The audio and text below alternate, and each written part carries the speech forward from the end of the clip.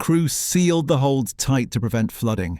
In Suffocation, deaths aboard the Brooks reveal another dimension of Middle Passage horror.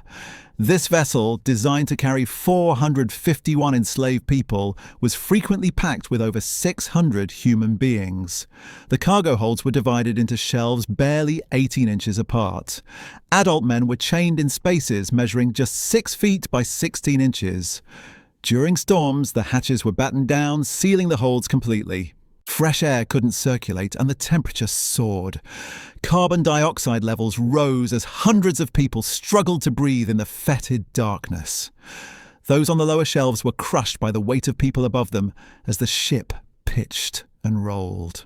On one voyage in 1788, the Brooks encountered a violent storm that lasted for days. The crew sealed the holds tight to prevent flooding. Inside, panic spread as the air grew thin. People began passing out from lack of oxygen. Those who remained conscious listened to the death rattles of their fellow captives. When the storm finally passed and sailors opened the hatches, they found dozens of bodies. Some had suffocated from the poisoned air. Others had been crushed to death under the weight of unconscious and dying people pressed against them. The survivors were so weak they could barely lift their heads when light finally streamed down into their floating tomb. The sailors dragged out the corpses and threw them overboard without ceremony. The dead had become nothing more than waste to be disposed of.